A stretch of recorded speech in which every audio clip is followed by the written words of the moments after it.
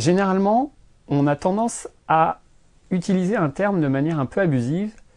On confond un petit peu zoom et objectif. C'est quoi la différence? Alors, un objectif, c'est tout simplement la partie en vert devant le capteur. C'est un terme un petit peu générique. Et un objectif, il a comme caractéristique principale une focale. Je vais donc vous expliquer ce que c'est que la focale. La focale, c'est l'angle de champ qui va être englobé dans votre image. C'est-à-dire que si vous mettrez votre appareil photo, par exemple, en face d'un groupe, est-ce que le groupe va tenir en entier dans votre image? Ou est-ce qu'il va falloir que vous reculiez parce que sinon le groupe est coupé? Parce que votre angle de champ est trop petit et du coup il va falloir que vous reculiez. A l'inverse, vous voulez prendre une photo d'une marmotte en montagne avec le même objectif, qui a donc une valeur focale, peut-être que votre marmotte elle va faire 1 mm au milieu d'une image, ou alors avec un autre type d'objectif qui aura une focale différente, une plus grande focale, votre marmotte elle va prendre l'intégralité de l'image. Alors cette focale, elle est notée avec une valeur en millimètres. Et là, il n'y a pas de moyen simple de se dire tant de millimètres, ça correspond à ça sur mon image. Il faut faire un petit peu abstraction et apprendre, avoir une notion avec quelques exemples. Et donc, je vais vous donner ces quelques exemples.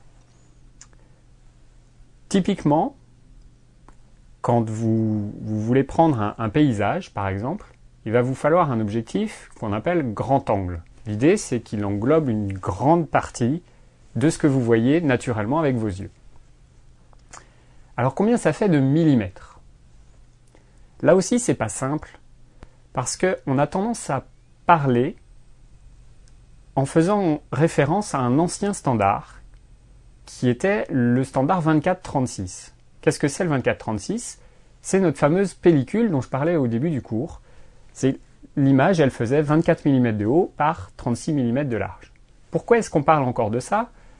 Parce qu'il se trouve que notre angle de champ, avec un même objectif, il varie selon la taille de notre pellicule ou aujourd'hui la taille de notre capteur. Et quand on a un compact numérique avec un tout petit capteur, si on met un objectif par exemple de 50 mm devant, il ne va pas englober le même champ au final que si derrière on a un capteur qui fait 24 mm de haut par 36 de large. Je vous montre un petit dessin. Voilà donc le champ qui va être englobé sur un capteur d'appareil photo numérique type ultra compact, donc un tout petit capteur. Et voilà ce que ça donne si jamais vous utilisez un réflexe numérique haut de gamme, qui est un capteur de la même taille qu'une pellicule. Donc vous voyez que la partie centrale de notre image, elle va prendre, en fait, si on utilise un compact numérique, l'intégralité de l'image. Donc en gros, notre 50 mm, dans le cas du compact numérique, ça va être presque un mini téléobjectif, et dans le cadre d'un réflexe avec un très grand capteur, ça va être une focale assez standard où on peut prendre un paysage ou un groupe sans trop de soucis. Je reviens à ce que je disais au début. On a donc, comme on a ces différences-là, il faut pourtant qu'on arrive à parler d'un langage commun. C'est-à-dire que si on vous dit pour faire un portrait, il faut utiliser un 85 mm, vous n'allez pas vous amuser à faire la conversion en fonction du type d'appareil que vous avez. C'est un petit peu compliqué. C'est pour ça qu'on fait toujours référence à cette norme 24-36. Donc quand on vous dit pour faire un portrait, il faut un 85 mm, ça veut dire qu'il faut un objectif dont la focale équivalente en format 24-36 serait 85 mm.